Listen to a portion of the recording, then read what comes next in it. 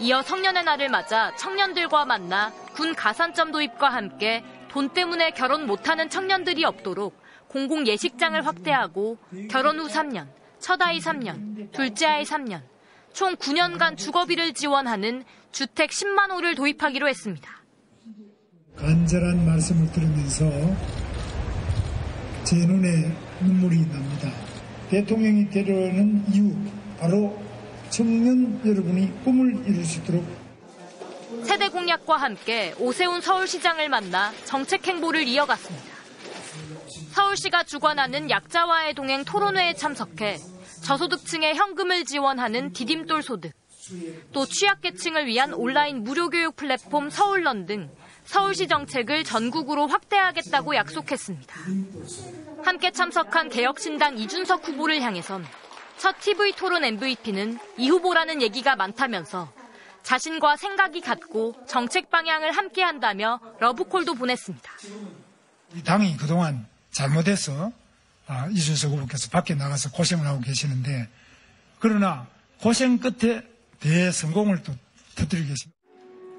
이어 주한 미국 상공회의소와 만나 한때 반미주의자였지만 지금은 미국이 없으면 대한민국도 없었다고 생각한다며 한미동맹과 협력을 강조했습니다. 종일 서울을 돌며 민심 잡기에 나선 김문수 후보는 내일 서울 남부와 경기도 유세를 이어갑니다. MBC 뉴스 고재민입니다. 그런데 김문수 후보의 러브콜에 이준석 후보는 전혀 딴판인 반응을 보였는데요. 김문수로는 이재명에 맞설 수 없다며 자신이 이재명 후보에 맞설 수 있는 유일한 필승카드라고 일축했습니다. 민주노동당 권영국 후보는 노동 현장 행보를 이어가며 노동자 표심을 겨냥했습니다. 박솔립 기자입니다. 공식 선거운동 2주차 개혁신당 이준석 후보가 중반전에 돌입하면서 서울 광화문 이순신 장군 동상 앞에서 각오를 다졌습니다. 12척배로 명량해전을 승리한 충무공처럼 자신이 이재명에 맞설 유일한 보수 진영의 대안이라고 주장했습니다. 그래서 이 싸움은 이제 이준석과 이재명의 1대1 대결의 장이 되어야 합니다. 첫 TV토론에서 이재명 후보는 얼버무리다 말문이 막히면 몰아붙이는 연산군 같았다. 또 김문수 후보는 사고와 경험이 현장과 얼마나 괴리돼 있는지 보여줬다고 혹평하며 거듭 자신을 부각했습니다. 김문수 후보로는 이길 수 없다는 사실을 이제 모두 다 알고 있을 것입니다.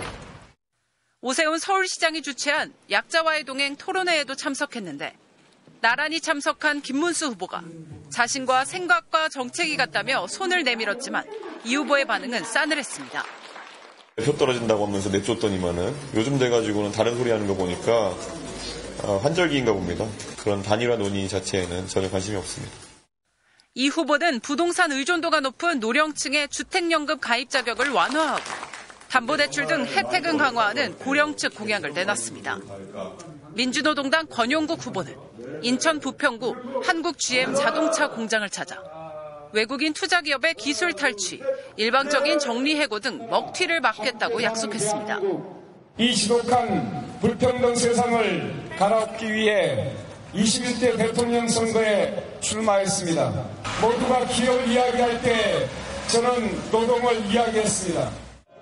이어 현대자동차 울산 공장을 찾은 데 이어 현대차 하청인 이수기업 해고 노동자들을 만나며 민생 노동 행보를 이어갔습니다. MBC 뉴스 박솔립입니다. 어제 진행된 대선 후보들의 첫 번째 TV토론에서는 지지율이 가장 앞서는 이재명 후보를 향한 다른 후보들의 집중 공세가 이어졌습니다.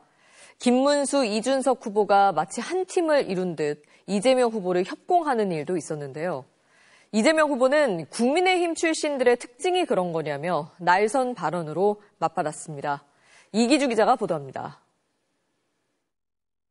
김문수, 이준석 두 후보는 토론 시작부터 이재명 후보의 최근 발언을 문제 삼았습니다.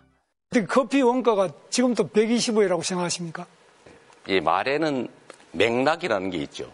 닭죽을 파는 것보다는 더 나은 환경에서 더 나은 영업을 하도록 지원해 주겠다. 이 말을 한 건데 호텔 경제 얘기를 들어보셨습니까?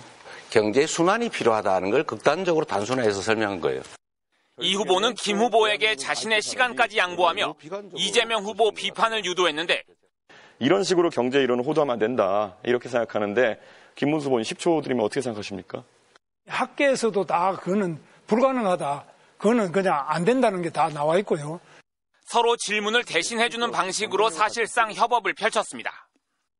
5천이라는 거는 좀 심한 거 아니냐. 이렇게 보는 분들이 많은데 네. 우리 이준석 후보께서는 어떻게 보십니까? 이거 5천이 가능합니까? 그 기본소득이라는 정책에 대해서 어떻게 생각하십니까? 기본소득이라는 게 말이 안 되기 때문에 이재명 후보도 지금 아마 주장 안 하는 걸로 알고 있습니다. 협공은 이재명 후보의 재생에너지 공약과 대중국 외교관을 공격할 때도 이어졌습니다. 잘못된 환경론자들의 주장 때문에 그런데 이런 부분에 대해서 이준석 후보는 어떻게 생각하십니까? 환경 카르텔에 대한 입장을 계속 받아들여서 오히려 산업을 좀 저해시킬 것 같다. 그런 우려가 오늘 토론하시는 걸 보니까 좀 들게 됐습니다. 네. 두 분께서 저를 협공을 하면서 저한테 기회를 안 주시네요. 아니, 저는 두 후보의 공세가 계속되자 이재명 후보는 발언을 왜곡하지 말라며 두 사람이 같은 당 출신이어서 그런 거냐고 맞받았습니다. 뭐든지 극단적으로 단정하고 전제를 왜곡해서 질문을 하거나 주장을 해요. 국민의힘 출신들의 일반적 특성인지는 모르겠는데 김문수 후보도 비슷하시더라고요. 한편 민주노동당 권영국 후보는 차별금지법과 내란 책임, 최저임금 차등 적용 등 다른 세 후보의 입장과 정책을 지적하며 차별화를 시도했습니다. MBC 뉴스 이기주입니다.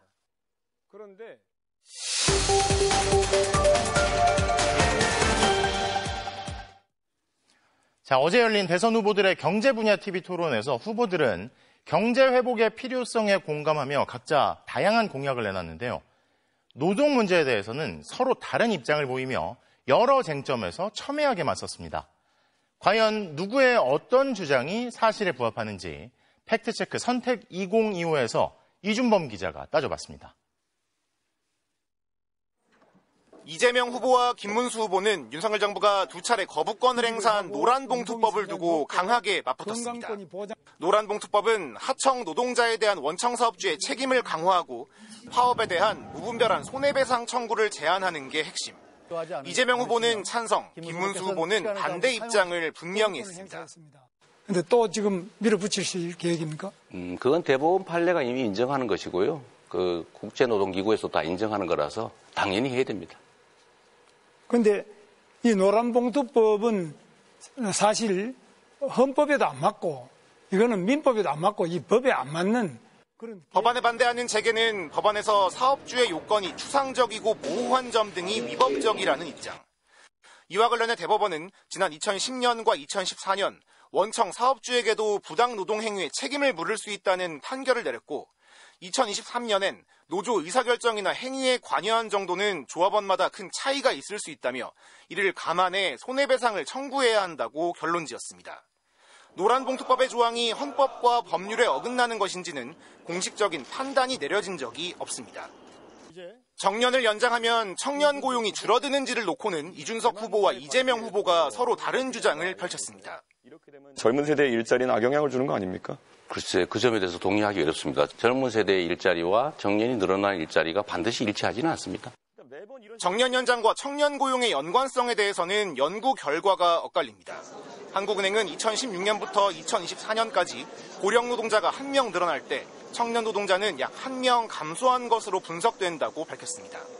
반면에 국책연구기관인 한국조세재정연구원은 고령자 고용이 1명 늘 때 15세에서 29세 노동자는 0.37명, 30세에서 44세 노동자는 0.61명 늘었다는 반대의 결과를 발표했습니다. 인명피해 발생에 책임이 있는 사업주를 처벌하는 중대재해처벌법을 놓고는 권영국 후보와 김문수 후보가 맞붙었습니다. 하루에 6명의 노동자가 출근해서 집으로 돌아오지 못하고 있습니다. 그런데 여야 합의로 만든 중대재해처벌법이 악법이라고요? 사람 죽고 난 다음에 그 사업주를 처벌한다고 해서 재해가 그러면 줄어듭니까? 사망자가 줄어듭니까? 그래서 저는 예방 위주로 가야지. 듣겠습니다. 처벌 위주로 끝까지 듣겠습니다. 잘못이라고. 산업재해로 인한 사망자는 중대재해처벌법 이후 3년 연속 감소해 지난해에는 시행 이전인 2021년보다 100명 가까이 줄었습니다. 특히 지난해 처음 적용 대상이 된 50인 미만 사업장에선 1년 만에 사망자가 15명 줄어든 것으로 나타났습니다. MBC 뉴스 이준범입니다. 대통령 윤석열은 밤에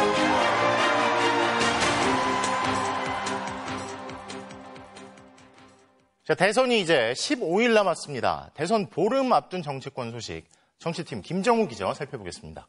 자, 김 기자, 첫 번째 소식을 볼까요? 자, 이제 보름 남았는데 후보마다 내가 이순신, 이게 어떤 맥락에서 다들 그런 얘기를 하는 거죠? 네, 그렇습니다. 선거 운동